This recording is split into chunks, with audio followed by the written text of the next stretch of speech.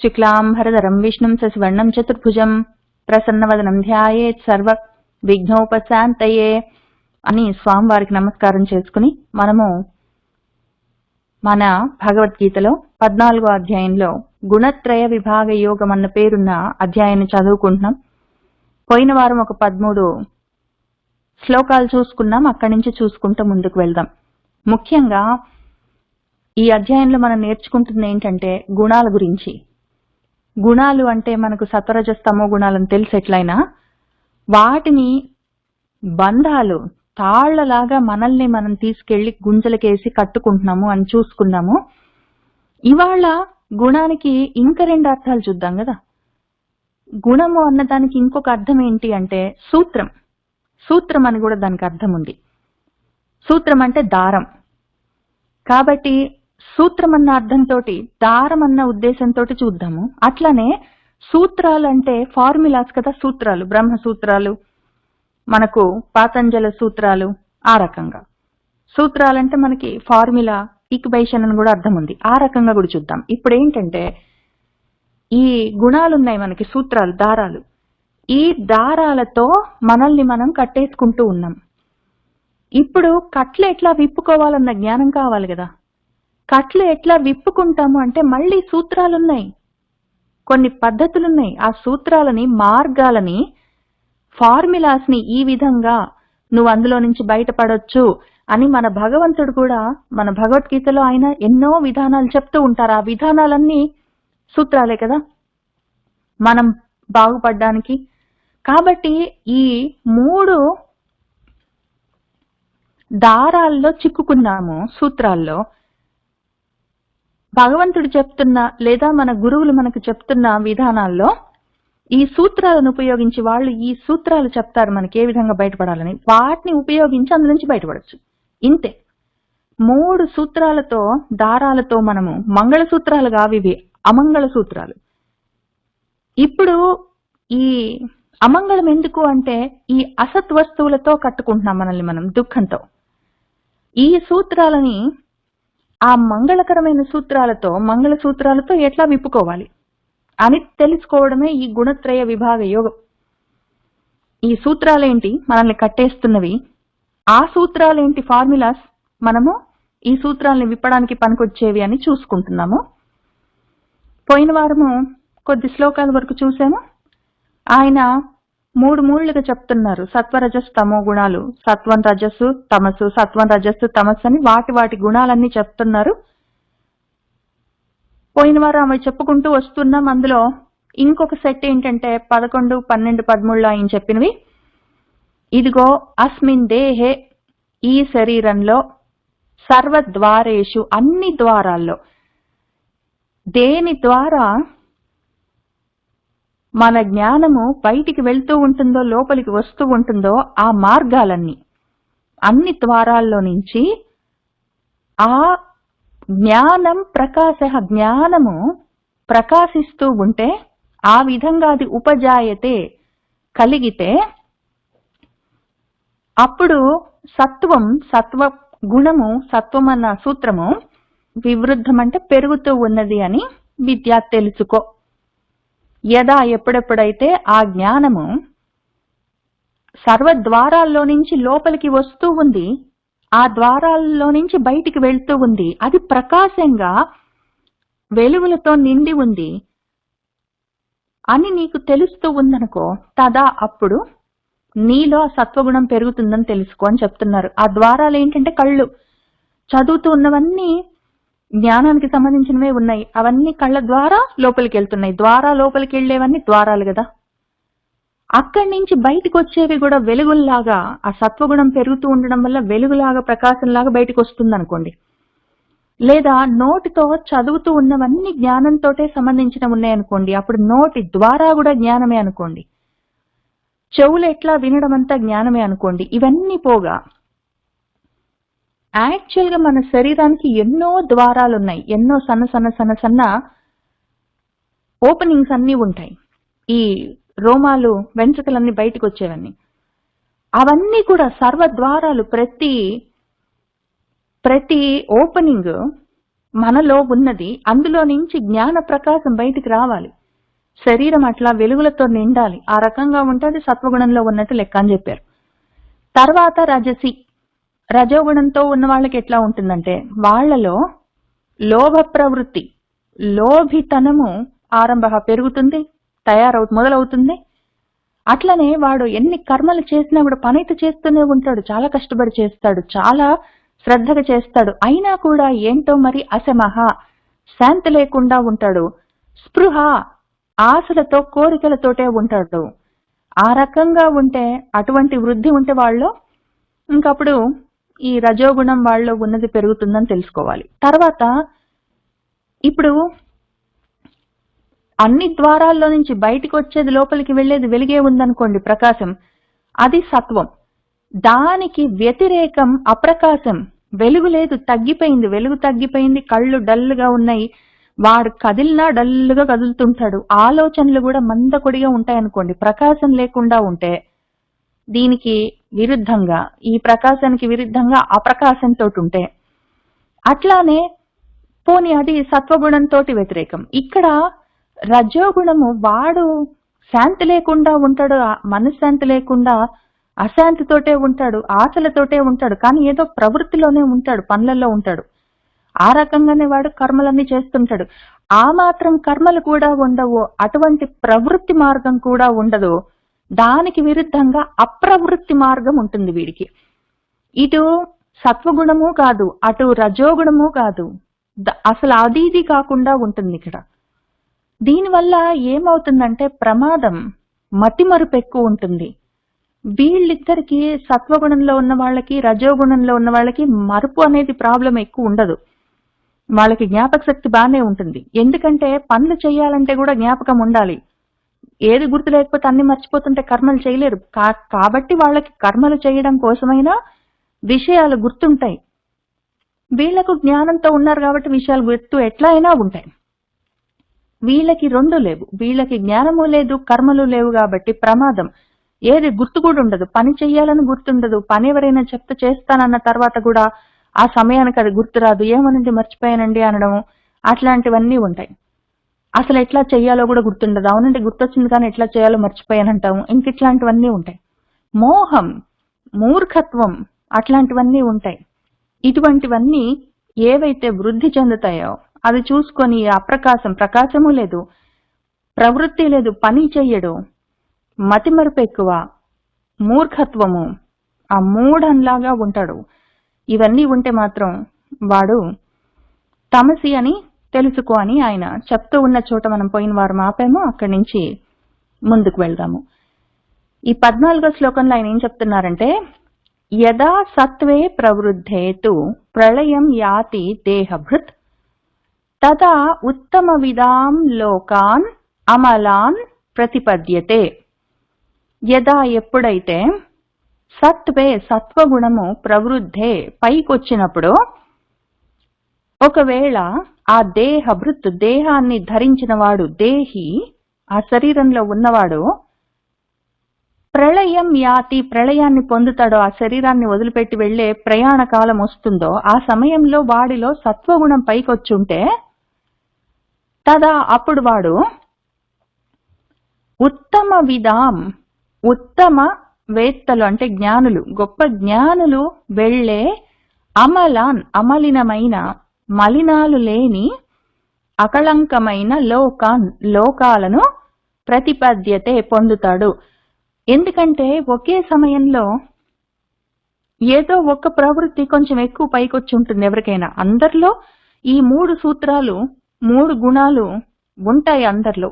ఒక్కొక్క సమయంలో ఒకటి పైకి వస్తుంది, ఒకటి తగ్గుతుంది. పడుకునే సమయంలో తమో గుణం పైకి వస్తుంది, పని చేసే సమయంలో, ఉద్యోగాలు చేసే సమయంలో రజోగుణం పైన ఉంటుంది.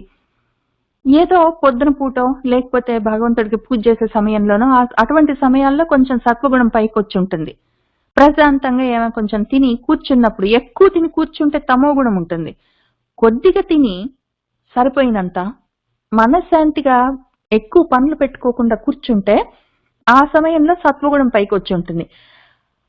ఒకవేళ వీడు వెళ్ళిపోయే సమయంలో ఆ దేహభృత్ దేహాన్ని ధరించిన వాడు వాడు వెళ్ళిపోయే సమయంలో ఒకవేళ సత్వ ప్రవృత్తి పైకి వచ్చుంటే అప్పుడు వాడు జ్ఞానులు వెళ్ళే మంచి లోకాలకి చేరుతాడు అని చెప్తున్నారు. యదా ఎప్పుడైతే యదా సత్వే ప్రవృద్ధేతు ప్రళయం యాతి దేహభృత్ తదా ఉత్తమ విదాం లోకాన్ అమలాన్ ప్రతిపద్యతే.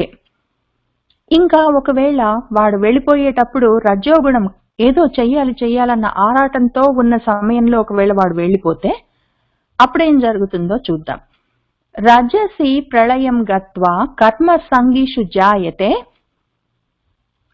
తదా ప్రళీనః తమసి మూఢయోనిషు జాయతే. ఒకవేళ రజసి రజోగుణంతో ఉన్న సమయంలో, రజోగుణం పైకొచ్చున్న సమయంలో ప్రళయం గత్వా లయాన్ని పొందితే, మరణం పొందితే అప్పుడు వాడు కర్మ సంగిషు, సంగం అంటే ఆసక్తితో కూడి ఉండడం, కర్మలతో కూడి ఉన్న కర్మల పైన ఆసక్తి ఉన్న వాళ్ళింట్లో జాయతే పుడతాడు వాడప్పుడు. తదా అట్లానే తమసి తమోగుణం పైకొచ్చి ఉన్న సమయంలో ప్రలీనః వాడు లీనమైపోతే, శరీరాన్ని వదిలిపెట్టి ప్రయాణం మొదలు పెడితే వాడు మూఢయోనిషు మూర్ఖుల ఇళ్లల్లో జాయతే పుడతాడు అని చెప్తున్నారు. ఒకవేళ వాడు ఏదో చెయ్యాలన్న తాపత్రయాలతో ఉన్న మనసు ఉన్న సమయంలో ఒకవేళ వెళ్ళిపోతే పనులు చేసే వాళ్ళ ఇంట్లోనే పుడతాడు. ఏదో ఒకటి పనులు చేసే వాళ్ళ ఇల్లు అంటే ఏదైనా కావచ్చు. ఒకవేళ ఏదో మన స్టీవ్ జాబ్స్ ఉన్నాడు అనుకోండి, ఆయనకి పని చెయ్యడమే కర్తవ్యం. ఇంకా పని చేస్తూనే ఉంటాడు. చేసి చేసి చేసి చేసి చేసి ఆ పని ఎక్కువయి విరామం లేకుండా చివరికి ఆయన చిన్న వయసులోనే వెళ్ళిపోయాడు.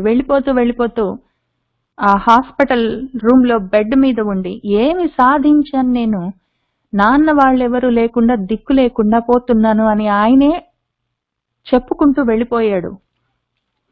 అటువంటి జన్మలైనా రావచ్చు. లేదా కర్మ చెయ్యాలి, నువ్వు ఏమైనా సరే నువ్వు గొప్పగా సాధించాలని చెప్తూ ఉన్న వాళ్ళ ఇంట్లో అంతకన్నా ఎక్కువ అత్యుత్సాహంతో కర్మలు చేసే వాళ్ళ ఇంట్లో పుట్టొచ్చు. లేదా అవి ఇవి కాకపోతే మనం అనుకున్నట్టు ఆ గాను ఎద్దుగనైనా పుట్టొచ్చు. అదే పనిగా కర్మ చేయడంతోటే ఉంటుంది, అదే పనిగా చేస్తూనే ఉంటుంది ఆ ఎద్దు కూడా. అదొక్క నిమిషం కూర్చోదు, ఎందుకు చేస్తున్నానో దానికి తెలియదు. ఆ రకంగా ఉండిపోయే అవకాశం ఉంది. లేదా ఒకవేళ తమోగుణం పైకొచ్చిన సమయంలో మరణం సంభవిస్తే వాడు మూఢయోనిషు మూర్ఖుల ఇంట్లో, జడుల ఇంట్లో పుట్టే అవకాశం ఉంది. అప్పుడు ఒకవేళ చదువు ఎక్కువ లేదు, వాటి గురించి ఉద్దేశం కూడా లేదు, ఎవరైనా ఏదైనా చెప్తే చేయడం లేకపోతే లేదు, ఊరికనే కూర్చోవడం, అటువంటి వాళ్ళ ఇంట్లో అంతకన్నా కూడా చదువు లేకుండా పుట్టే అవకాశం ఉంది. దాని మీద ఉద్దేశం, చదువుకోవాలన్న ఉద్దేశం కూడా లేకుండా పుట్టే అవకాశం ఉంది మనుషులైతే. లేదా నిజంగా కూడా జంతువులుగానో, మూర్ఖ జంతువులుగానో, లేదా ఏదో కొండల్లాగానో బండల్లాగానో చెట్లలాగానో పుట్టే అవకాశం ఉంది. ఇప్పుడు దీన్ని మళ్ళీ ఒకసారి చూద్దాము. ఉత్తమ లోకాలంటే పై లోకాలు, దివ్య లోకాలు అనుకోండి, గంధర్వులుగానో దేవతలుగానో ఏదో స్వర్గాది లోకాలు ఏవైనా సాధించొచ్చు, ఆ రకంగా పుట్టొచ్చు. అక్కడ మళ్ళీ జ్ఞానంతో సంబంధం ఉన్న పనులు చేస్తూ పుణ్యకార్యాలు చేస్తూ ఆ పుణ్యాలు అనుభవిస్తూ ఆ రకంగా ఉండొచ్చు. తర్వాత మళ్ళీ జరిగేది జరుగుతుంది. వాడు ఒకవేళ సాధన మార్గంలో ఉండి పోతే మళ్ళీ వాడు ఆ పుణ్యాలు అయిపోయిన తర్వాత మళ్ళీ పుట్టి ఆ సాధనని మొదలు పెట్టుకోవచ్చు. వాడు అసలు సాధన మార్గంలో లేడు, కానీ సత్వగుణంలో ఉన్నాడు అనుకోండి, వెళ్ళిపోయాడు అనుకోండి, అయినా కూడా ఉత్తమ లోకాలైతే వస్తాయి. ఇప్పుడు ఒకవేళ వాడు భూమి మీద మనుషులుగా పుడితే కూడా మళ్ళీ సత్వగుణంతో ఉన్న వాళ్ళ ఇళ్లలో, చదువుకి పెద్దపీట వేసి చదువు మీద ఫోకస్ చేసే వాళ్ళ ఇళ్లలో పుట్టే అవకాశం ఉంది. ఆ విధంగా మళ్ళీ సాధన కంటిన్యూ చేసుకోవచ్చు, అది లాభం. కాబట్టి అయితే పైలోకాలు, లేదా మనిషిగా పుడితే కూడా కనీసం మళ్ళీ జ్ఞానుల ఇంట్లో పుట్టే అవకాశం. అది సత్వగుణంతో ఉన్నప్పుడు వెళ్ళిపోయిన వాళ్ళకి. రజోగుణంతో ఉన్నప్పుడు వెళ్ళిపోయిన వాళ్ళు ఆ పై లోకాలకి వెళ్లే అవకాశం లేదు. ఈ మధ్య లోకాల్లోనే ఉంటారు. కర్మ చేస్తూనే ఉంటారు. మనిషిగా పుట్టినా పనులు చేస్తూనే ఉంటారు. ఎందుకు చేస్తారో తెలీదు, అశాంతితోటే ఉంటారు. లేదా జంతువులుగా పుట్టినా ఎంతో కొంత జ్ఞానం ఉన్న జంతువులుగా, చాలా జంతువులు మన ఏమంటారు భల్లూకాలు, లేకపోతే కోతులు, కొన్ని రకాల కుక్కలు, ఇట్లాంటివి కూడా కొంచెం అంతో ఇంతో తెలివితేటలతోటే ఉంటాయి. చాలా ఎక్కువ తెలివి లేకపోయినా కూడా కర్మలు చేస్తూ ఉంటాయి. ఆ రకమైన జన్మలు కూడా రావచ్చు. ఒకవేళ మూఢ యోనిషులలో పుట్టేవాళ్ళు తామసికులు ఎట్లా పుడతారు అంటే, ఆ పుట్టే వాట్లల్లో ఏదో చేపల్లాగా అట్లా ఎక్కువ తెలివితేటలు జ్ఞానం లేకుండా, లేదా బండరాళ్లగానో చెట్లగానో ఆ విధంగా పుట్టే అవకాశం ఉంది. వెళ్ళిపోయే సమయంలో ప్రయాణ కాలంలో నువ్వు మనస్సులో ఏం పెట్టుకుంటావో ఆ విధంగా పుడతావని ఆయన చెప్తూనే ఉంటారు. ఇక్కడ మళ్ళీ చెప్తున్నారు, వెళ్ళిపోయే సమయంలో నీ మనసు ఏ స్థితిలో ఉందో దాన్ని బట్టి తర్వాత ఉంటుంది అని. అయితే వెళ్ళిపోయే సమయంలో మన మనసు ఏ స్థితిలో ఉందో మనకు తెలిసే అవకాశం లేదు.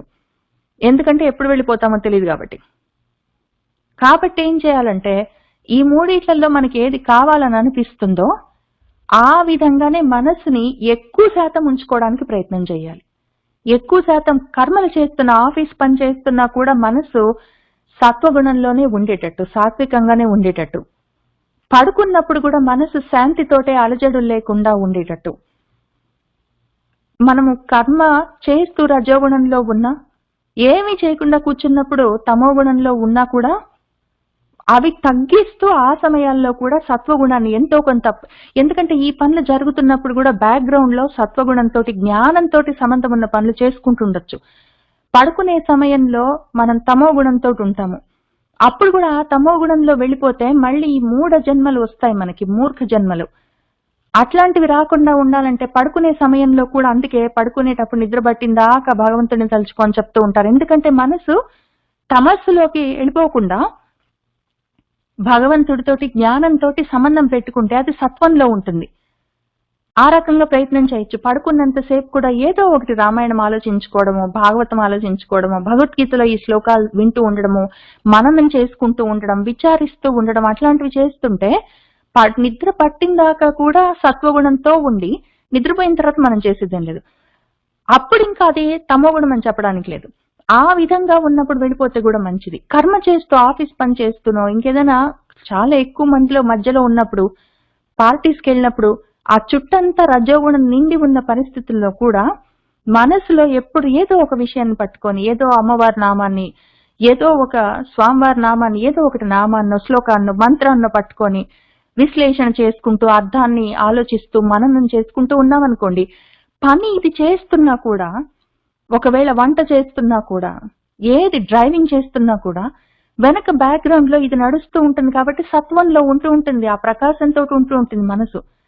ఏం జరిగినా అప్పుడు సత్వంతో ఉన్న మనసుతో ఒకవేళ వెళ్ళిపోతే పై లోకాలకి, పై జన్మలకి, మంచి జన్మలకి, జ్ఞానంతో ఉన్న సంబంధం ఉన్న జన్మలకి వెళ్లే అవకాశం ఉంటుంది.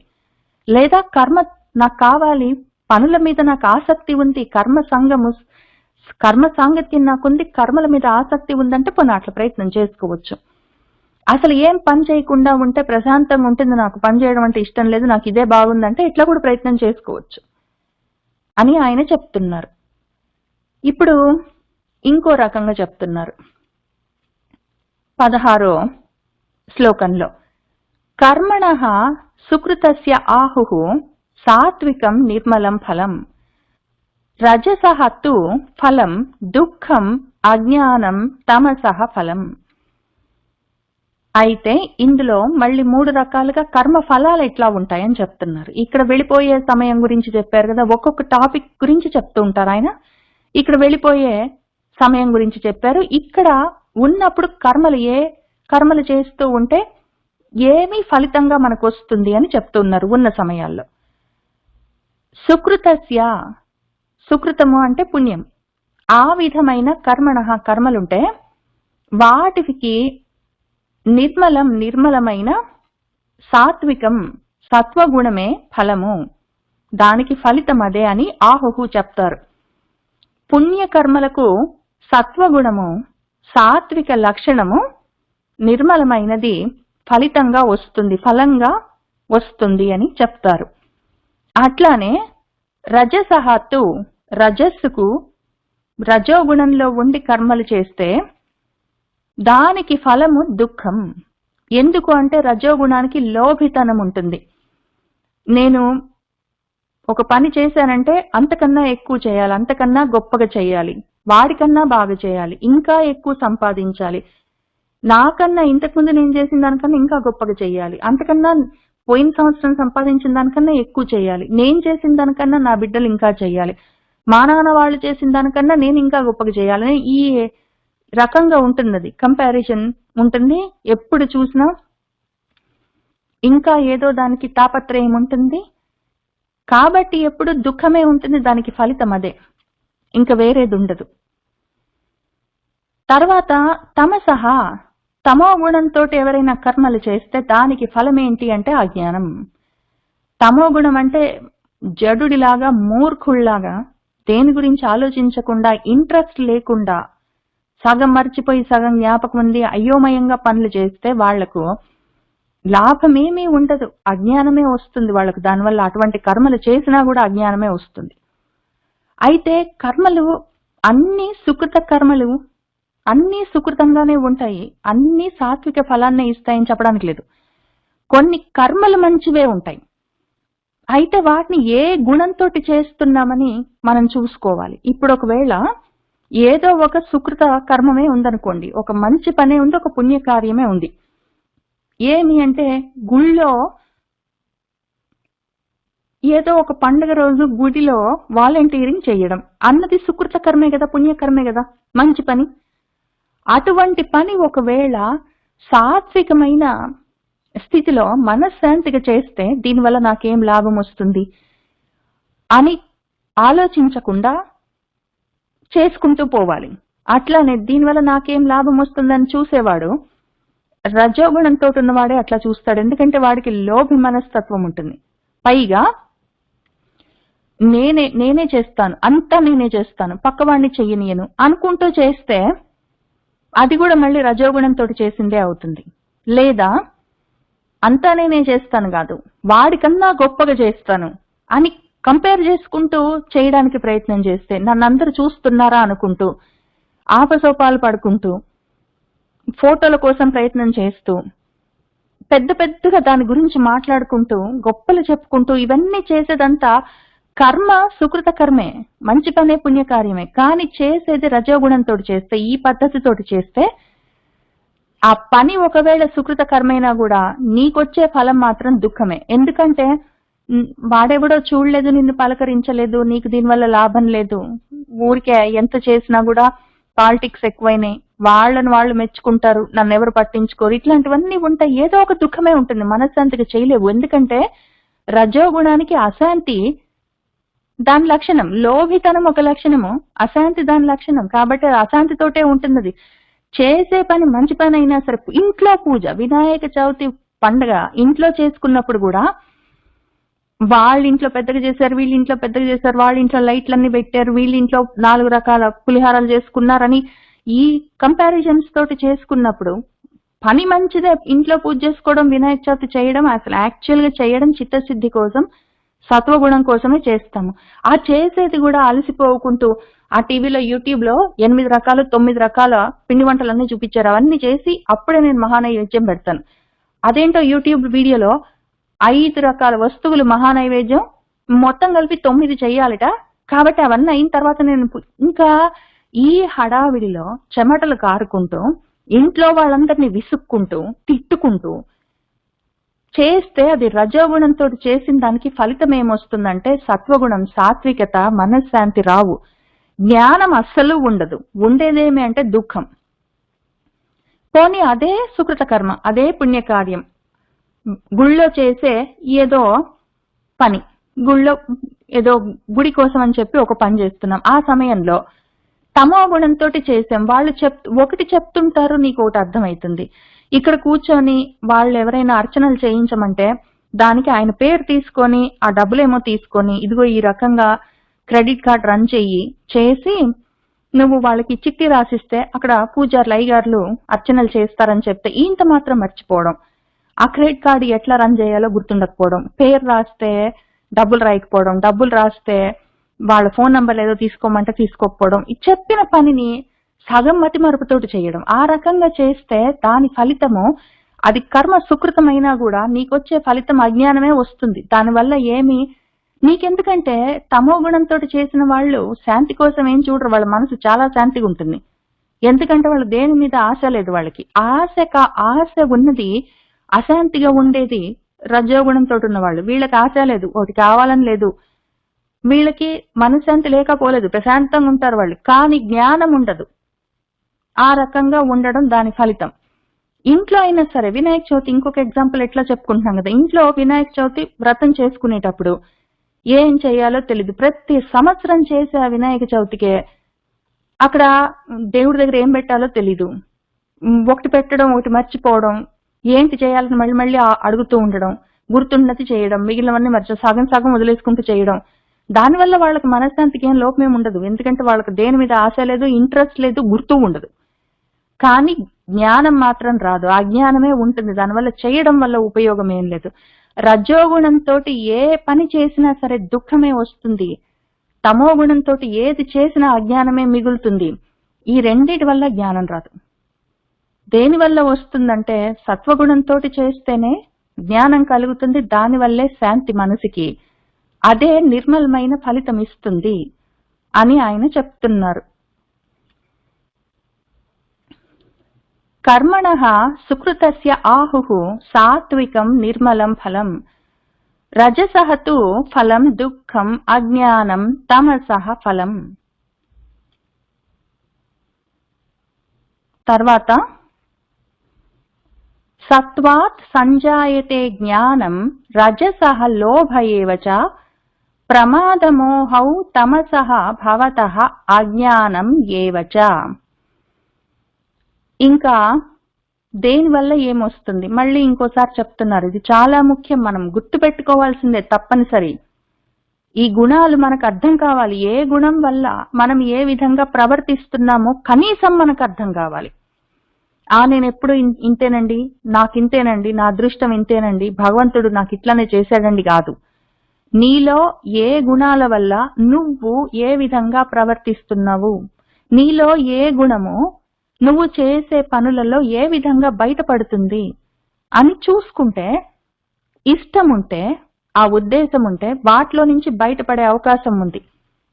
ఆ ఉద్దేశం లేదు, బయటపడే ఆలోచన లేదు, సాధన చేసే ఇంట్రెస్ట్ కూడా లేదంటే చేయగలిగింది ఏం లేదు. కానీ భగవద్గీత కూర్చొని చదువుకుంటున్నామంటే ఎంతో కొంత సాధన చేయాలన్న సత్సంకల్పంతోటే ఉంటాం. కాబట్టి వాళ్ళ కోసం చెప్తున్నారు ఆయన, మళ్ళీ మళ్ళీ చెప్తున్నారు. సత్వాత్ సత్వం వల్ల, సత్వగుణం వల్ల జ్ఞానం సంజాయతే పుడుతుంది. జ్ఞానం కావాలంటే మనసు ఎప్పుడు సత్వస్థితిలో ఉండాలి. చదువుకునే సమయంలో ఎప్పుడు సత్వస్థితిలోనే శాంతంగా ఉండాలి మనసు. పనులు చేస్తూ, ఎవరో పిలుస్తుంటే వింటూ, ఫోన్లెత్తి మాట్లాడుతూ, ఈ విషయం చదువుకుంటూ పక్క బ్రౌజర్ విండోలో ఇంకొకటి చూస్తూ, టీవీలో ఒకవేళ యూట్యూబ్ లో ఇవన్నీ వింటూ ఉంటే పక్కన న్యూస్ పేపర్లు చదువుకుంటూ చేస్తే దానివల్ల జ్ఞానం లోపలికి వెళ్ళదు. వాడికి చివరికి మిగిలేదేంటి అంటే దుఃఖమే. కాబట్టి అది పనికి మాలిన పని, అక్కర్లేని పని. జ్ఞానం కావాలి అంటే మనసు సత్వస్థితిలో ఉండి తీరాల్సిందే. రెండోది రజసః. రజస్ వల్ల ఏమి సంజాయతే పుడుతుంది అంటే లోభః ఏవ చ, లోభమే పుడుతుంది. ఆ లోభి గుణమే నాకింకా కావాలి, ఎక్కువ కావాలి, వాడికన్నా ఎక్కువ కావాలి, గొప్పగా ఉండాలి అన్న ఆ లోభితనమే పుడుతుంది. రజస్ ఆ గుణానికి వేరే లక్షణం లేదు.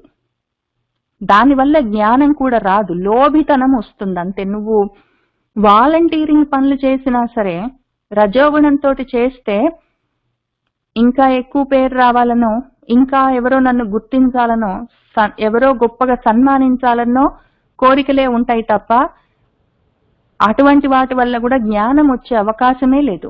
చదువుకున్నా కూడా, భగవద్గీత చదువుతున్నప్పుడు కూడా రజోగుణంతో చదివితే ఇది చదివితే నాకేమొస్తుంది, నేను 40 రోజులు భగవద్గీత చదివితే నాకేమొస్తుంది?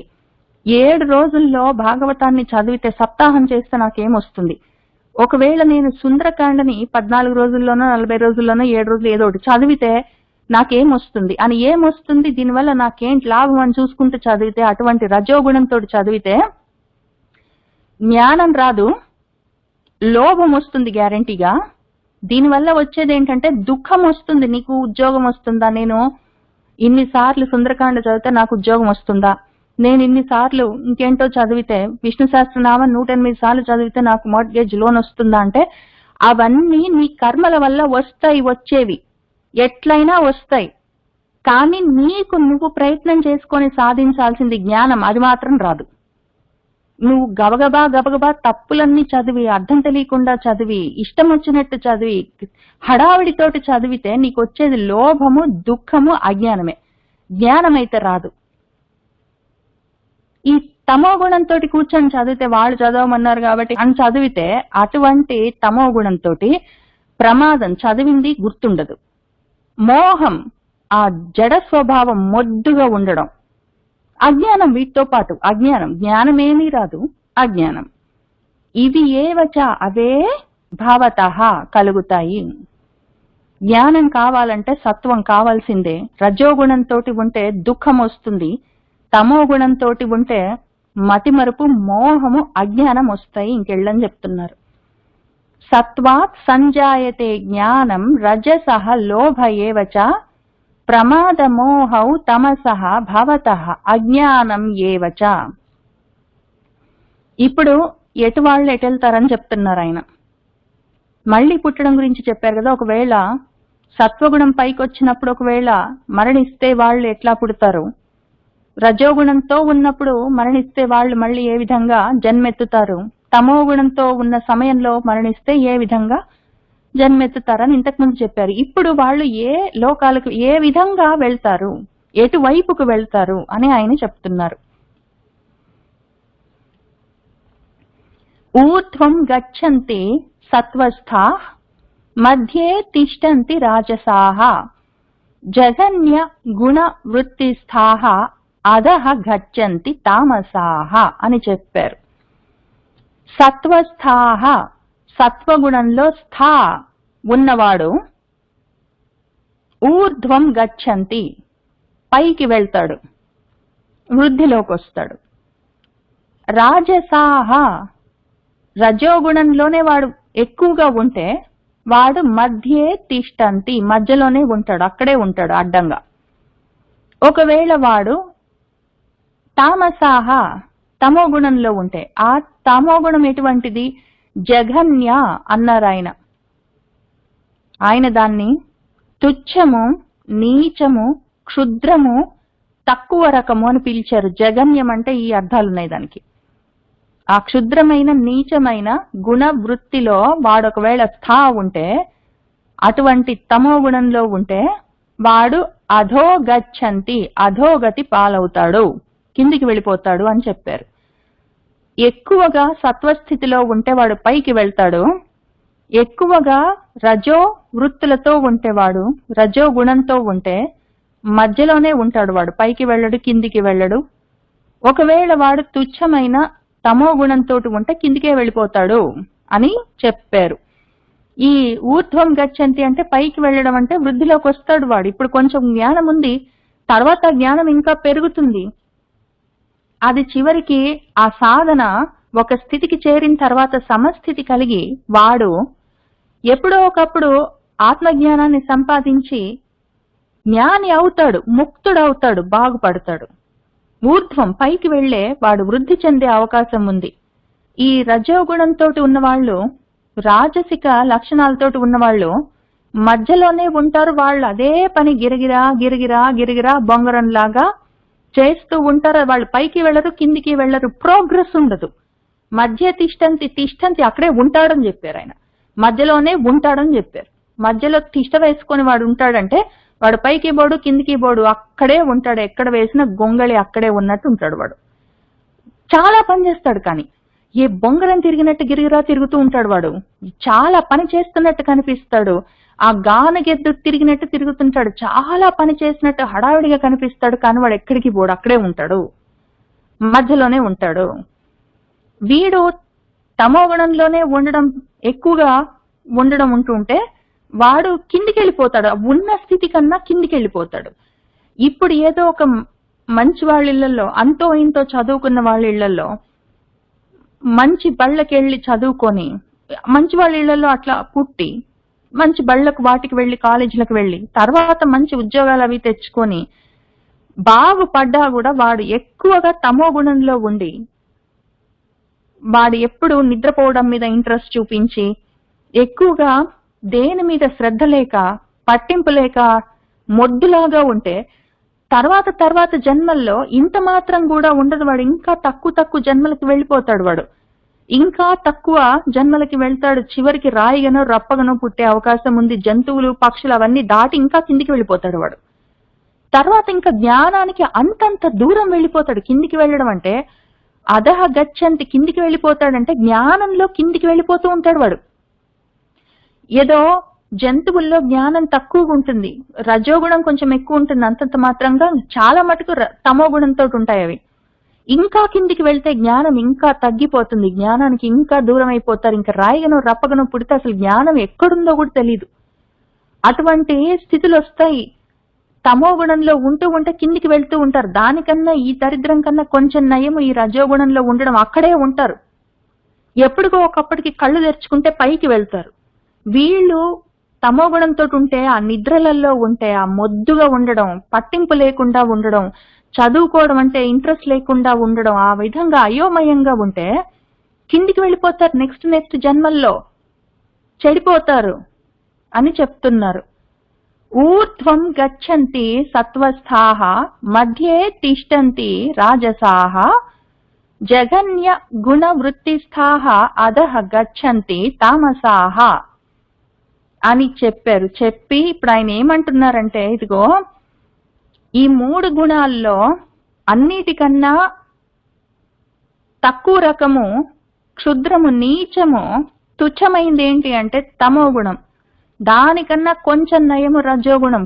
పోని పైకి కిందికి బోర్డు అక్కడే ఉంటాడు. కనీసం ఎప్పుడో ఒకప్పుడు ఒకవేళ వాడు మనసు బాగా చేసుకొని వాడు తెలివి తెచ్చుకుంటే సత్వం వైపుకి జ్ఞానం వైపుకి నడిస్తే వాడు పైకి వెళ్లే అవకాశం ఉంది. కానీ ఈ 3 కూడా దారాలే, కట్లే, బంధనాలే. వాడు ఇక్కడే బంధింపబడి ఉంటాడు. మనకు పైకి వెళ్దామా కిందికి వెళ్దామా అడ్డంగా వెళ్దామా కాదు, పైకి కిందికి అడ్డంగా కాదు, 3 వద్దు మనకి, 3 వద్దు. 3టిని దాటడం గురించి మనం ఆలోచించాలి. ఈ ఉన్న 3టిలలో మిగిలిన వాటికన్నా ఏదో సత్వం బానే ఉంది కదా అని దాన్ని కూడా పట్టుకొని మిడకడానికి వీల్లేదు. దాన్ని కూడా పట్టుకొని అదే విధంగా ఉండడానికి వీల్లేదు. నెమ్మదిగా పైకి వెళ్తాం, నెమ్మదిగా ఎన్నాళ్ళు పైకి వెళ్తాం, ఎంత పైకి వెళ్ళినా కూడా సత్వంలో ఉన్నప్పుడు, ఊర్ధ్వం అంటే పైకి వెళ్ళినప్పుడు కూడా ఆయన ఏమన్నారు, ఎంత దూరం వెళ్ళినా కూడా నీకు అటువంటి కర్మల వల్ల కలిగేది ఏంటి అంటే ఉత్తమ లోకాలు వస్తాయని చెప్పారు ఆయన. ఏదో స్వర్గాది లోకాలు వస్తాయని చెప్పారు. దానివల్ల మనకేమి లాభం? మళ్ళీ క్షీణే పుణ్యే మత్యలోకం విశంతి అని మళ్ళీ ఇక్కడికే వస్తాం, ఇక్కడే తిరుగుతూ ఉంటాము. పై లోకాలకు వెళ్లితే మాత్రం ఉపయోగం ఏముంది? పైకి వెళ్ళడం కాదు, కిందికి వెళ్ళడం కాదు, అడ్డంగా వెళ్ళడం కాదు, అసలు 3 వద్దు మనకి. అన్నిటిని దాటడం ఎట్లా, దాని మీద మన దృష్టి ఉండాలి అని ఇక్కడి నుంచి ఆయన 19వ శ్లోకం నుంచి అది చెప్తున్నారు. ఇంకింతవరకు రజోతమో సత్వ గుణాల గురించి ఆయన చెప్పగలిగినంత చెప్పారు ఈ అధ్యాయంలో. మళ్ళీ చెప్తారు ఆయన 15 వదిలిపెట్టి 16లో 17లో మళ్ళీ 18 అట్లా మళ్ళీ 2-3 అధ్యాయాల్లో మళ్ళీ చెప్తూ ఉంటారు ఇదే విషయాల్ని. మళ్ళీ అప్పుడు చూసుకుందాం. కానీ ఆయన ఇక్కడికి ఈ విషయాల్ని తెలుసుకోవడం అవసరం. నేను ఏ విధంగా ప్రవర్తిస్తున్నాను చూసుకుంటే నాలో ఏ గుణము ఎక్కువగా ఉన్నది అని తెలుస్తుంది. నేను ఏ గుణాన్ని ఆలంబనగా చేసుకొని ఈ విధంగా ప్రవర్తిస్తున్నాను అని చూసుకుంటే ఆ గుణాల్లో నుంచి బయటపడేందుకు అవకాశం ఉంది. కాబట్టి గుణాల గురించి ఆయన అంత తాపత్రయపడి ఇన్ని శ్లోకాల్లో చెప్పారు. మనం కూడా ఆయన ఏమి గుర్తులు చూపిస్తున్నారు, ఈ గుణం ఉంటే ఈ రకంగా ప్రవర్తిస్తావు, ఈ గుణం ఉంటే ఈ రకంగా ప్రవర్తిస్తావని చాలా విధానాలుగా చెప్పారు ఆయన. ఇన్ని విధాలుగా ఆయన చెప్పిన దాంట్లో మనం తెలుసుకున్నంత తెలుసుకొని వాటి మీద ఒక కన్నేసి ఉంచాలి. ఎప్పుడు ఒక కన్నేసి ఉంచాలి. ఎట్లా అంటే ఏ గుణంలో నుంచి ఏ గుణంలోకి మనము మారుతూ ఉన్నాము అని తెలియాలి. సత్వగుణంలో ప్రశాంతంగా అంతవరకు కూర్చున్న దాన్ని వెంటనే కోపం వచ్చిందా, వెంటనే లేచి కదిలేనా, వెంటనే పరిగెత్తేనా, అప్పుడు సత్వంలో నుంచి రజోగుణంలోకి నేను పరిణామం చెందినట్టు మన పతంజలి మహర్షి చెప్పినట్టు. ఆ పరిణామం, ఆ ట్రాన్సిషన్ జరుగుతున్నప్పుడు ఎంతసేపు పట్టింది ఆ ట్రాన్సిషన్ జరగడానికి, అవతల గుణంలో రజంలోనో తమస్సులోనో ఎంతసేపు ఉన్నాను, మళ్ళీ ఎంత తొందరగానో ఎంత లేట్ గానో మళ్ళీ నా సత్వస్థితికి వచ్చాను, ఇవన్నీ ఆ ఇంటెన్సిటీలతో సహా ఎంత టైం పట్టింది అన్న దాంతో సహా ఎప్పుడు ఒక కన్నేసి ఉంచాలి మనలో ఉన్న గుణాల మీద.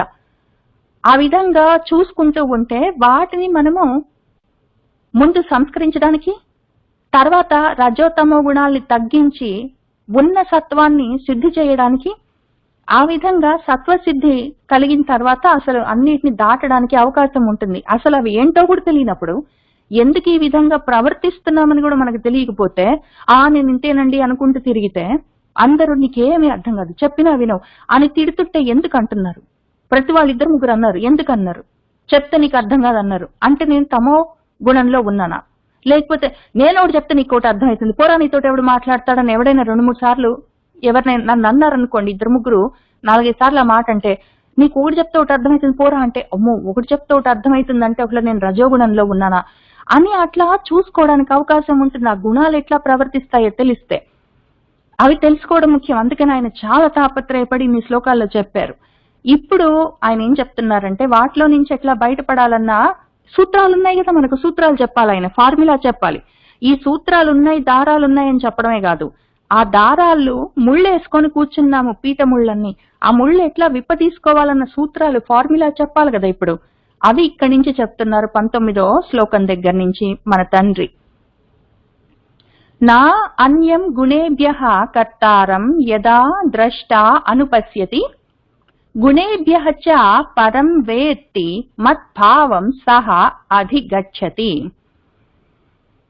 ఇదిగో గుణేభ్యః గుణాలకు అన్యం వేరుగా, కర్తారం కర్త అనేది ఇంకొకటి, నా లేదు అన్న విషయాన్ని, యదా ఎప్పుడైతే, ద్రష్ట ఈ చూసేవాడు, ద్రష్ట అయినవాడు ఈ దేహి లేదా దేహ భృత అయి ఉన్నవాడు ఒకవేళ ఎప్పుడైతే అనుపశ్యతి చూసుకోగలడో, అట్లానే గుణేభ్యః గుణాలకు పరం వేరేగా ఇంకా ఉన్నది అన్న విషయాన్ని వేత్తి తెలుసుకుంటాడో, అప్పుడు సహ వాడు మత్ నా యొక్క భావం భావాన్ని అధిగచ్చతి పొందుతాడు.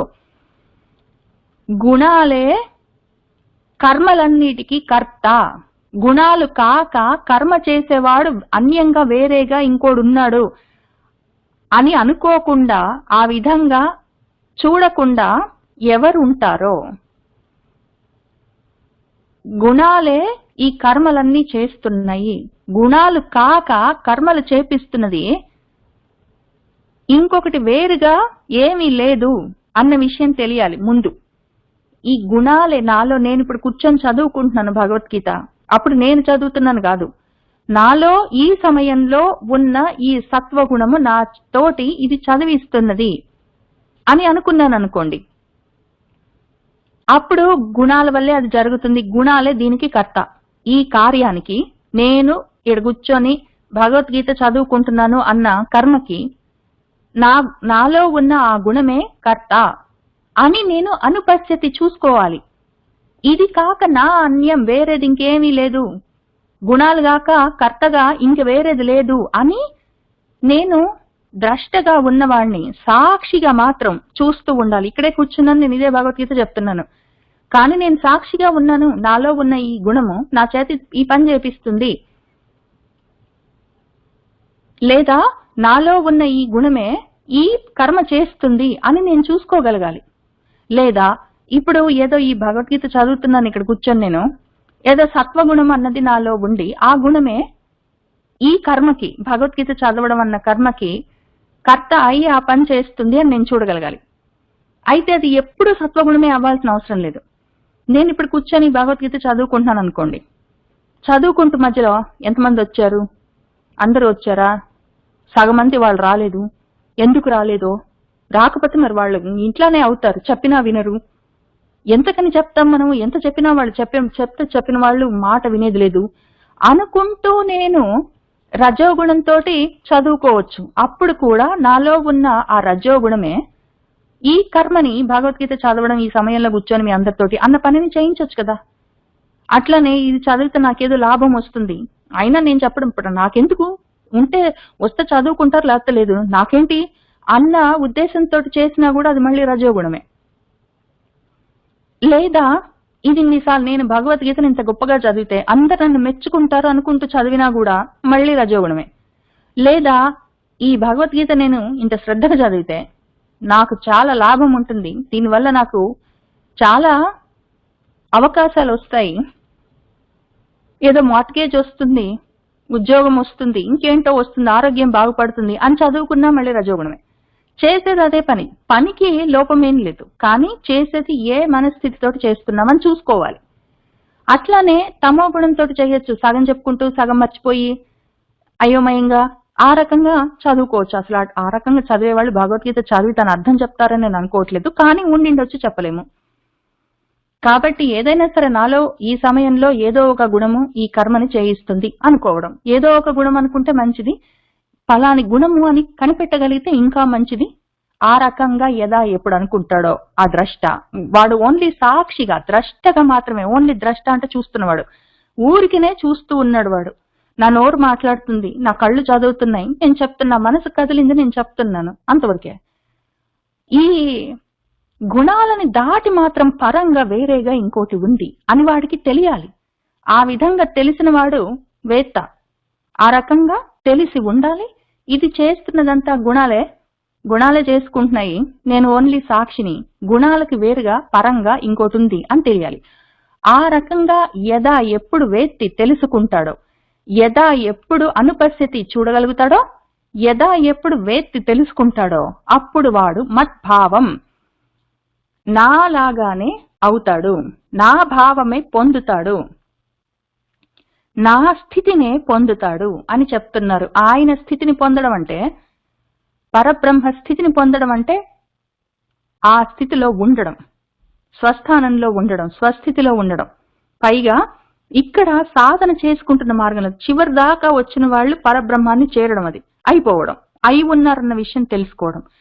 ఇప్పుడు సాధన చేస్తూ ఉన్న వాళ్ళు, మధ్య మార్గంలో ఉన్నవాళ్ళు, మద్భావం సహా అధిగచ్చతి, నా భావాన్ని వాడు పొందుతాడు అంటే, ఈయన భావం, ఈయన స్థితి ఎటువంటిది అంటే సమస్థితి. ఆయనకున్నటువంటి సమస్థితి, మౌనిలాగా ఉండగలిగే స్థితి, అన్నిటినీ సమానంగా చూడగలిగే సమత్వ స్థితి కలుగుతుంది. అటువంటి స్థితిని పొందుతాడు వాడు అని చెప్తున్నారు ఆయన. సాధనలో ఉన్నప్పుడు ఆయన స్థితిని, అటువంటి సమస్థితిని, సమత్వ స్థితిని పొందొచ్చు. సాధన చివరి దశకు వస్తే అదే అయిపోవచ్చు, అయిపోయామన్న విషయం తెలిసిపోతుంది, ఇంకా తర్వాత చేసేదేమీ లేదు. కాబట్టి అంత అవసరం, గుణాల గురించి తెలుసుకోవాల్సిందే, ఎంత తాపత్రయపడైనా గుణాల గురించి తెలుసుకోవాల్సిందే. గుణాలే చేస్తూ ఉంటాయి, ఒక్కొక్క గుణం చేస్తుంటుంది, ఏ గుణం చేస్తుందని చూసుకోవాలి. ఏదో వాలంటీరింగ్ వర్క్ చేసినప్పుడు, గుళ్ళో పని చేసినప్పుడు, ఇంట్లో పూజ చేసినప్పుడు, ప్రతిదానికి, ఏదో విష్ణు శాస్త్రం చదివినప్పుడు ప్రతిదానికి సత్వగుణంలోనే ఉండే అవకాశం లేదు. మనకు చాలా మటుకు రజోతమో గుణాలు ఎక్కువ ఉంటాయి, అవి చూసుకుంటే మంచిది. ఎందుకంటే వాటిని తెలుసుకోవడమే సగం, knowing is half battle done, right? ముందు అసలు కొంచెమైనా తెలుసుకున్నాము అంటే సగం యుద్ధాన్ని గెలిచేసినట్టే. నా అన్యం గుణేభ్యః కర్తారం యదా ద్రష్టా అనుపశ్యతి గుణేభ్యః చ పరం వేత్తి మద్భావం సహ అధిగచ్చతి.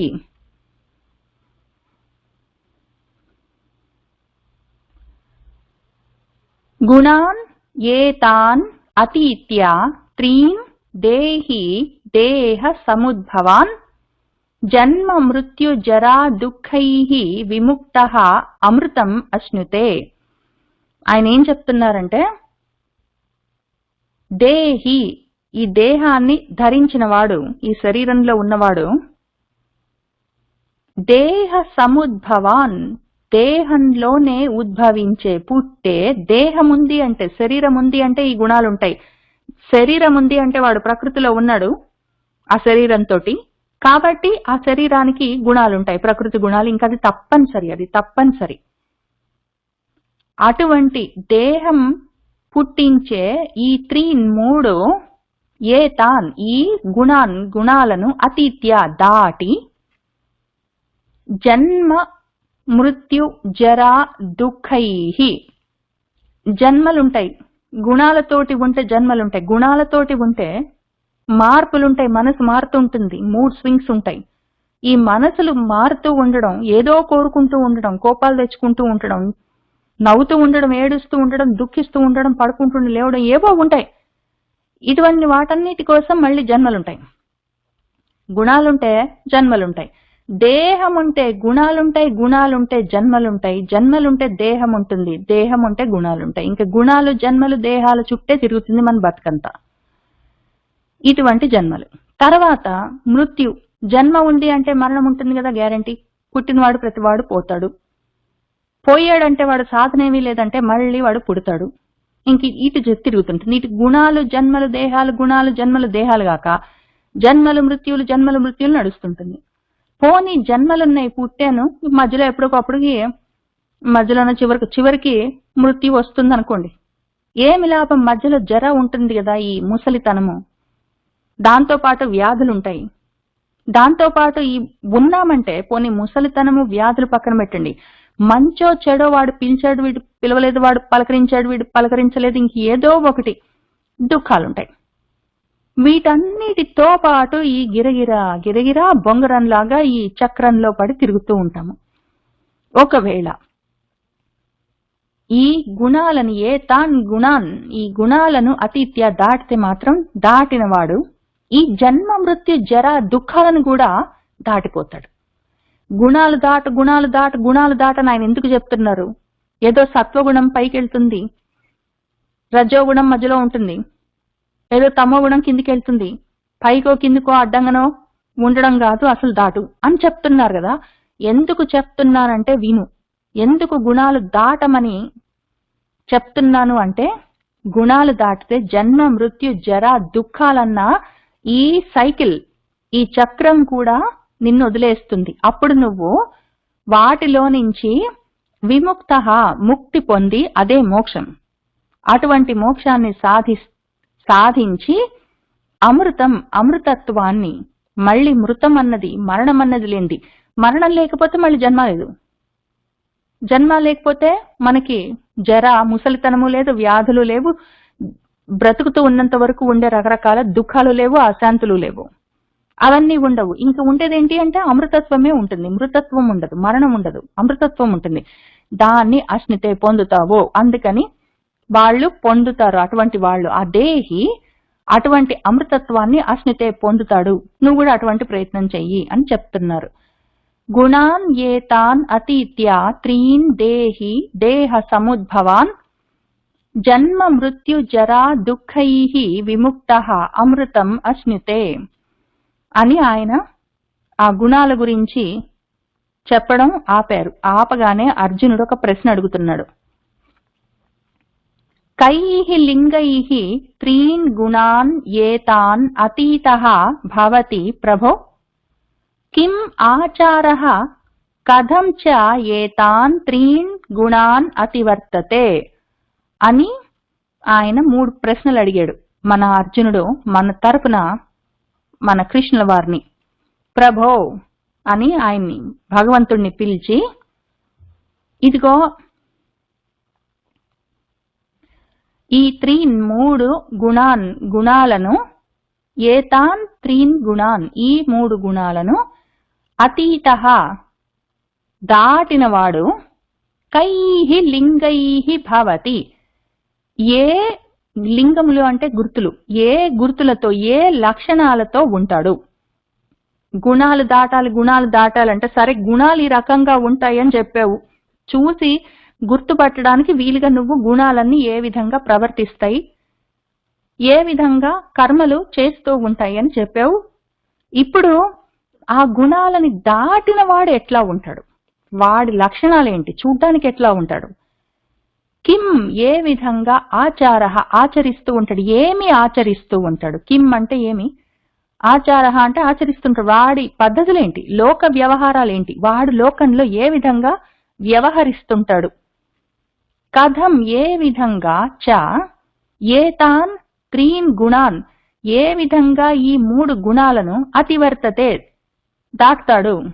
ఈ 3 గుణాలని దాటడం ఎట్లా, ఈ 3 గుణాలని దాటిన వాడు ఎట్లా ఉంటాడు, వాడు ఏ విధంగా వ్యవహరిస్తూ ఉంటాడు, దాటే పద్ధతి ఏంటి అని 3 ప్రశ్నలు మన అర్జునుడు అడిగాడు.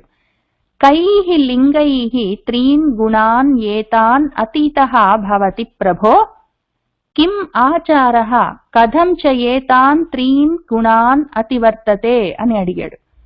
అప్పుడు మన భగవంతుడు చెప్పడం మొదలు పెడుతూ ఉన్నారు. ఆయన ఏం చెప్తున్నారంటే, ప్రకాశం చ ప్రవృత్తిం చ మోహం ఏవ చ పాండవ తే ద్వేష్టి సంప్రవృత్తాని నా నివృత్తాని కాంక్షతి. ముందు గుర్తు, వాడి గుర్తులేంటి, లింగైహి కైహి అని అడిగావు కదా, వాడి గుర్తులేంటి, వాడిని చూసి ఎట్లా గుర్తించాలి, 3 గుణాలని దాటిన వాడిని ఎట్లా గుర్తించాలని అడిగావు కదా. ఫస్ట్ చూడు, వాడికి ప్రకాశం అంటే జ్ఞానం, పైగా ప్రవృత్తి ఏదో పనులు చేయాలన్న ఉత్సాహం, లేదా మోహమేవచ మోహమైనా సరే, మొద్దులాగా ఉండాల్సిన స్థితి అయినా సరే వచ్చిందనుకో పాండవ. సంప్రవృత్తాని వాడికి సంక్రమిస్తే అవి, వాడికి జ్ఞానం వచ్చింది, లేదా వాడికి ఏవో కర్మలొచ్చి పనులొచ్చి మీద పడిపోయాయి, లేదా వాడికి ఏదో మైకం కమ్మింది, మొద్దుగా ఉంది, మతిమరుపు వచ్చింది, వాడికి దేని మీద మనసు లేదనుకో, ఏదైనా సరే వాడికి సంప్రాప్తి ఇచ్చిందనుకో, వాడితే వాటిని నా ద్వేష్టి ద్వేషించడు. అయ్యయ్యో వచ్చిపోయినాయి, నా మీద పడిపోయినాయి అని వాడు అనడు. ఒకవేళ నివృత్తాని పోయినాయి అనుకో, వాడి దగ్గర ఉన్నవి, లేదా రాకుండా పోయినాయి అనుకో, అప్పుడు నా కాంక్షతి వాటిని కోరుకోడు. వాడు జ్ఞానం కావాలి అని కోరుకోడు, వస్తే వద్దనుకోడు. కర్మలు కావాలి కావాలి నేను చేస్తా చేస్తా అనడు, వస్తే వద్దనడు, నేను చెయ్యనని కూర్చోడు, చేస్తాడు. వాడికి మొద్దుగా ఉండే మందబుద్ధిలాగా ఉండవలసిన స్థితి వస్తే దానికి కూడా వాడు కావాలి, అటువంటి స్థితి ఉంటే నాకేం తెలియకపోతే నాకెవడు పని చెప్పడు కాబట్టి నేను తెలుసుకోను, అట్లాంటి ఆశలన్నీ పడడు, నా కాంక్షతి. ఒకవేళ అటువంటి స్థితి వస్తే అయ్యయ్యో వచ్చేసిందే అని ద్వేషించడు. ఇప్పుడు వాడు జ్ఞానం కోసం తాపత్రయపడు, వస్తే బాధపడడు. కర్మలొచ్చి మీద పడిపోతే చేయవలసి వచ్చిందని అనుకోడు. మన జనక మహారాజు లాగా కర్మలు చేయవలసి వస్తే, మన రామచంద్రమూర్తి లాగా, మన కృష్ణచంద్రుళ్లాగా పనులొస్తే చేస్తారు, కావాలని పోయి పెట్టుకోరు. ఒకవేళ వస్తే చేయకుండా పారిపోరు. లేదా మోహం వచ్చిందనుకోండి, ఏదో తమో గుణం కలిగిందనుకోండి, జడభరతుళ్లాగా, ఆ విధంగా ఒకవేళ అటువంటి స్థితిలో వస్తే వాళ్ళు అయ్యయ్యో వచ్చిందే అనుకోరు, కావాలి అనుకోరు, వచ్చిందే అని దాన్ని ద్వేషించరు, కావాలి అని కోరుకోరు. ఇక్కడ ప్రకాశానికి కూడా, ప్రవృత్తికి రామచంద్రమూర్తిని, కృష్ణుణ్ణి, జనకుణ్ణి చెప్పుకున్నాం కదా ఉదాహరణలుగా. ఈ మోహానికి, తమో గుణానికి జడభరతుడిని చెప్పుకున్నాం మనం, రేపు భాగవతంలో చదువుకుంటాం ఆయన గురించి. తర్వాత ప్రకాశానికి కూడా ఒక ఉదాహరణ చెప్పుకుందాం. ప్రకాశం జ్ఞానం, జ్ఞానం కావాలి అని చూసేది లేదు, వచ్చిందే అని సంతోషించేది లేదు, బాధపడేది లేదు, వస్తే అయ్యయ్యో వచ్చేసిందే అని కూడా లేదు. అటువంటి విషయాలకి ఒక ఉదాహరణ మన శుక మహర్షి, అట్లానే మన నారదుల వారు. జ్ఞానం కావాలని వాళ్ళు కోరుకోలేదు, వచ్చిందే అని ద్వేషించలేదు. ఆ రకంగా ఉంటారు.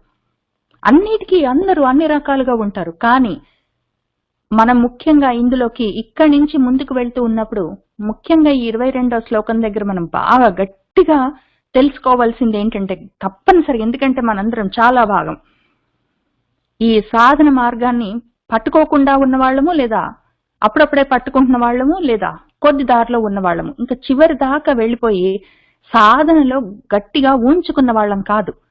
ఇప్పుడు మనకు రజోతమో గుణాలు ఎక్కువలో తక్కువలో ఉండొచ్చు, సత్వగుణము అంతంత మాత్రంగా ఉండొచ్చు, లేదా ఆ మూడు అటు ఇటుగా సమానంగా ఒక్కొక్క సమయంలో ఒకటి పైకి వస్తూ కిందికి వెళ్తూ ఉండొచ్చు.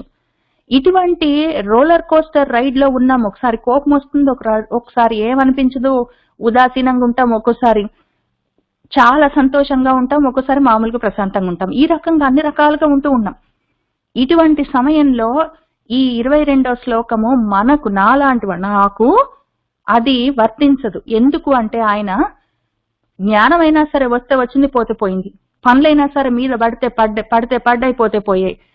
మూర్ఖత్వం, జడంగా ఉండవలసిన స్థితి వస్తే వచ్చింది, పోతే పోయిందని అంత లెవెల్లో ఉదాసీనంగా ఉండేందుకు మనస్థితి అక్కడ ఉండాలి. అటువంటి వాళ్లే అది చేయగలరు. అందుకే నేను ఉదాహరణలు కావాలనే మన నారదుల వారికి, శుకుల వారిని, రామచంద్రమూర్తిని, కృష్ణుణ్ణి, జనకుణ్ణి, వీళ్ళని ఉదాహరణలకు ఎందుకు చెప్పానంటే వాళ్ళు ఆ స్థితిలో ఉన్నారు. వాళ్ళు పనులు చెయ్యాలి అంటే చేస్తారు, లేకపోతే లేదు.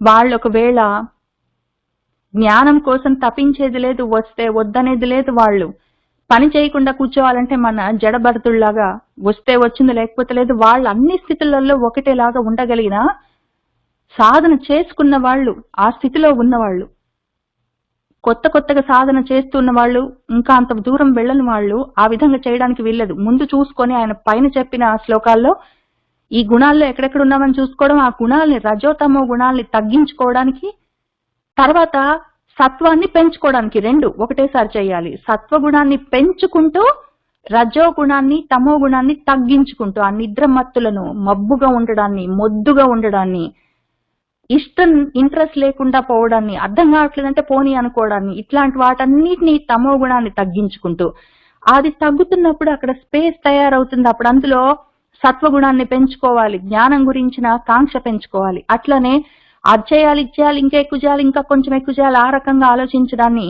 తగ్గించుకుంటున్నప్పుడు అక్కడ మళ్ళీ స్పేస్ తయారవుతుంది. మళ్ళీ సత్వాన్ని పెంచుకుంటూ, రజోతమోలను తగ్గించుకుంటూ, సత్వగుణాన్ని పెంచుకుంటూ చాలా తాపత్రయపడి మనం సాధన చేసుకోవాలి. ఇక్కడ ఆయన ఈ శ్లోకంలో చెప్పింది వాళ్ళు చాలా ముందుకు వెళ్ళిపోయిన వాళ్ళు, చాలా ప్రోగ్రెస్ సాధించిన వాళ్ళు, వాళ్ళ కోసం చెప్తున్నారు ఇక్కడి నుంచి కొన్ని శ్లోకాలు. ఎందుకు చెప్తున్నారు అంటే ఇక్కడే ఉండకు.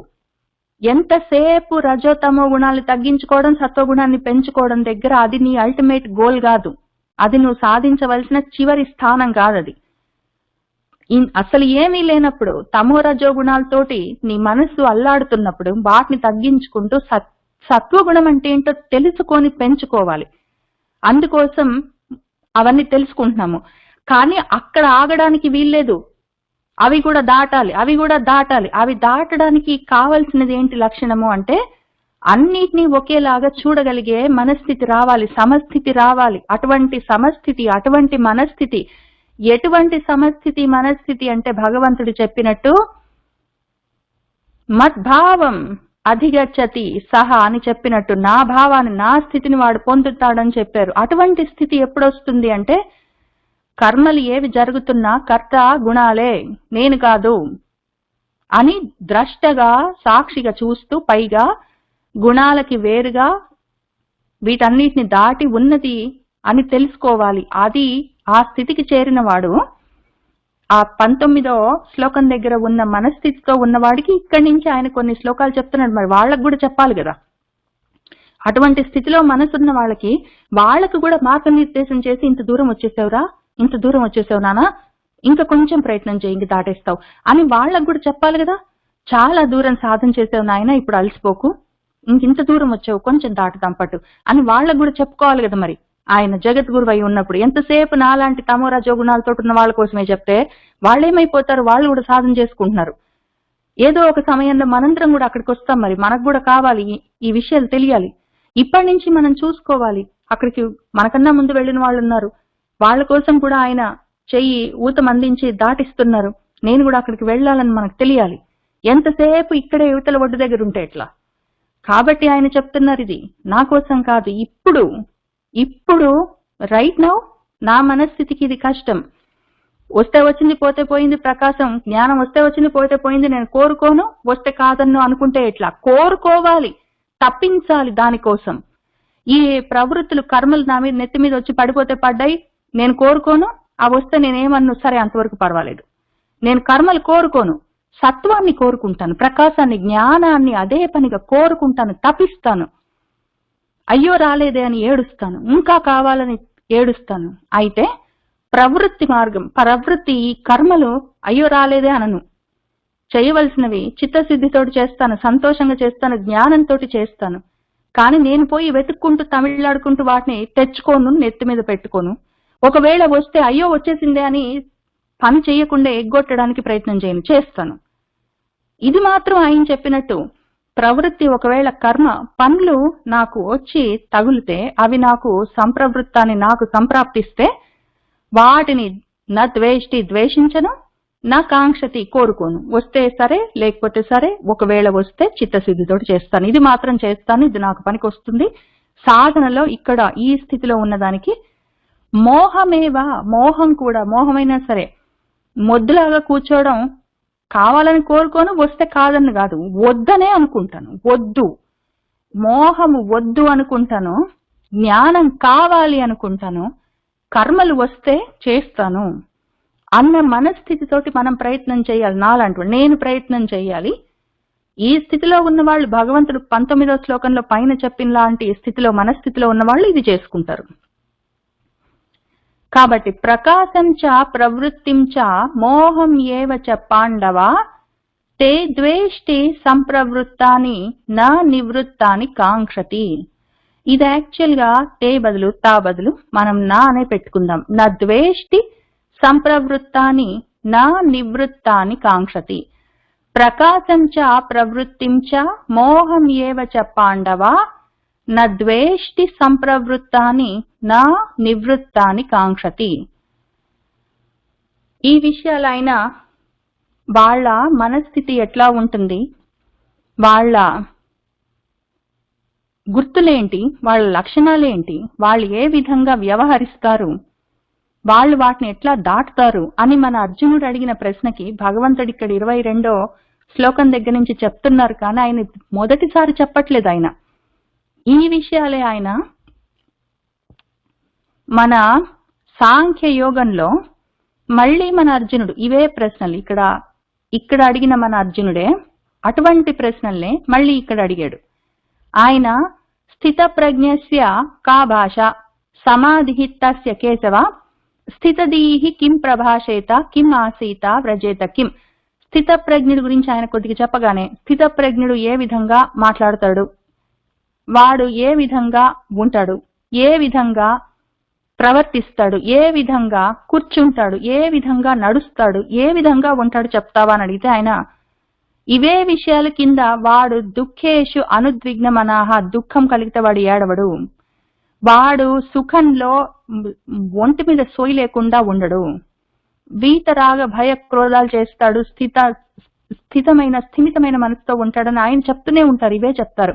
నా ద్వేష్టి, వాడికి ఏదైనా వచ్చిందంటే నా అభినందతి, ఎక్కువగా సంతోషించడం, ఎక్కువగా ద్వేషించడం, అవన్నీ చేయడని ఇక్కడ కూడా చెప్పారు 2వ అధ్యాయంలో.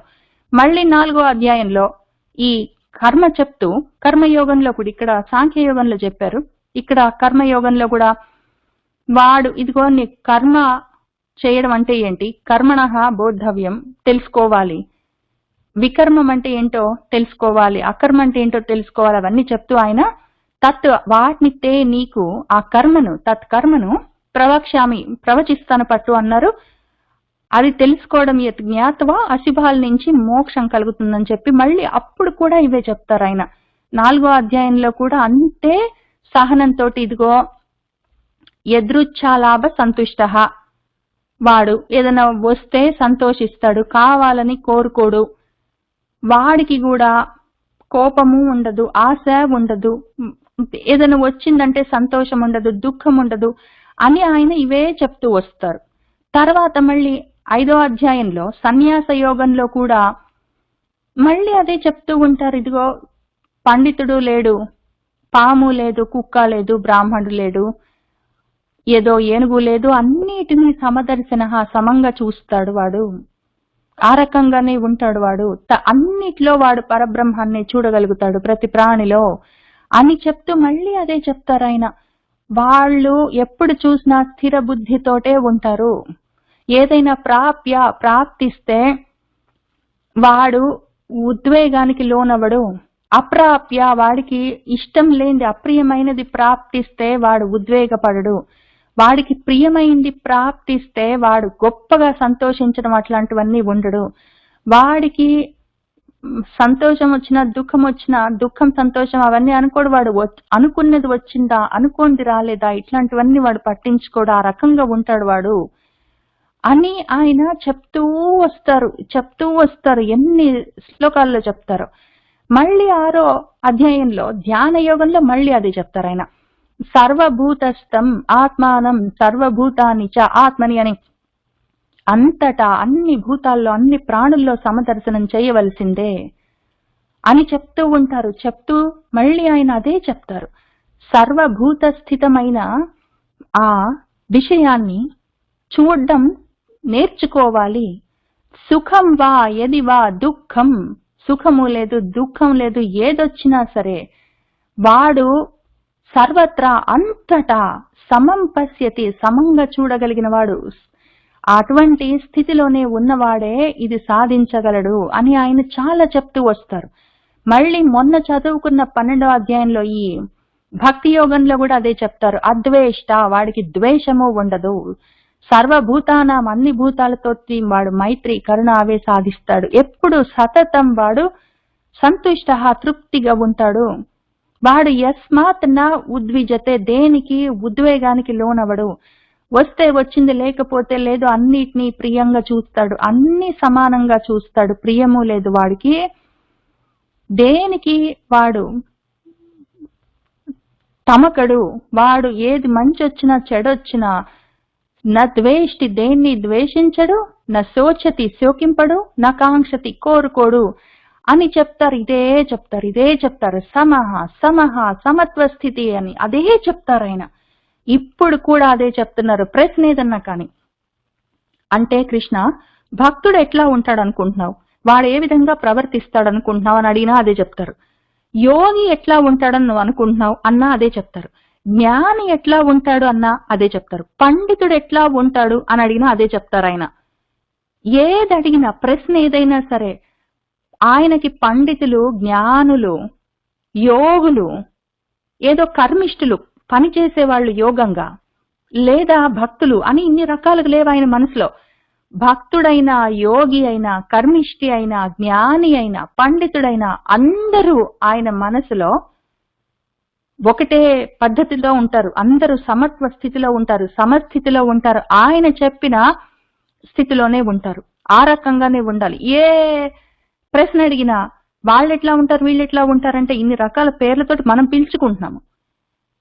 ఆ స్థితిలో సమస్థితి సాధించిన వాళ్ళు, భగవంతుడికి అత్యంత సమీపంగా ఉన్న వాళ్ళు అందరూ ఒకటేలాగుంటారు. వాళ్ళ పేరు ఏదైనా ఉండని అదే చెప్తారు ఆయన. ఇక్కడ కూడా అదే చెప్తున్నారు. కాబట్టి వాడికి వచ్చినా పర్వాలేదు, రాకపోయినా పర్వాలేదు, కోరుకోడు, వస్తే ద్వేషించడు. తర్వాత ఉదాసీనవత్ ఆసీనః గుణైః యః న విచాల్యతే గుణాః వర్తంత ఇతి ఏవ యః అవతిష్ఠతి నా ఇంగతే అని చెప్తున్నారు ఆయన. వాళ్ళు ఎట్లా ఉంటారు అంటే, ఆ గుణాలని దాటిన వాళ్ళు, త్రిగుణాతీతులు అయి ఉన్నవాళ్ళు, అత్రి అయి ఉన్నవాళ్ళు ఎట్లా ఉంటారు అంటే ఉదాసీనవత్, ఉదాసీనుల్లాగా ఉంటారు. ఉదాసీనులై ఉండరు. ఉదాసీనంగా ఉండడం అంటే మబ్బుగా ఉండడం, మనసంతా మొద్దులాగా. వాళ్ళు ఉదాసీనవత్, ఉదాసీనుల్లాగా ఉంటారు. పని మాత్రం చేస్తారు, మనసు చురుగ్గా ఉంటుంది వాళ్ళకి. ఆ రకంగా ఆసీనః ఉంటారు. యహ ఎవరైతే, వాళ్ళు గుణైహి, గుణాల వల్ల ఏదైనా కర్మలు జరిగినా, మనసులో గుణాలు అటు ఇటు కదిలినా వాళ్ళు నా విచాల్యతే, విచలితులు కారు. ఊరికే ఉద్రేకపడ్డం, కొంగిపోవడం లేదా పొంగిపోవడం, ఇటు పొంగిపోరు అటు కుంగిపోరు వాళ్ళు. ఆ రకంగా విచలితులు కారు వాళ్ళు, చలించిపోరు. వాళ్ళ మనసు చలించిపోవడం, గబగబా ఊగిపోవడం అట్లాంటివి జరగవు. వాళ్ళు గుణాల వల్లే వర్తంతా ఇవన్నీ జరుగుతున్నాయి పోని ఇతి ఏవా అనే వాళ్ళు అనుకుంటారు. ఆ రకంగా ఉన్న వాళ్ళు ఎవరైతే ఉంటారో వాళ్ళు ఆ విధంగా అవతిష్ఠతి అట్లా నిలబడి ఉంటారు నిశ్చలంగా. వాళ్ళు నా ఇంగతే కదలరు, వాళ్ళు కదలరు, నిశ్చలంగా ఉంటారు. గుణాల వల్లే ఇవన్నీ వర్తంతా జరుగుతున్నాయి అని తెలిసిన వాళ్ళు గుణాలకి వాళ్ళు విచలితులు గారు, ఉదాసీనవత్ ఉంటారు. పైకి ఏమి కనిపించరు, వాళ్ళు కూడా ఏడుస్తున్నట్టుంటారు. రామచంద్రమూర్తి సీతమ్మ తల్లి కనిపించకపోతే కింద మీద పడి ఏడ్చారు. ఆయన దుమ్మంతా మీదంతా పోసుకొని చాలా దుఃఖించారు. కానీ లోపల ఆయన జ్ఞాని. సీతమ్మ తల్లి కూడా చాలా బాధపడ్డది, కానీ ఆమె జ్ఞాని.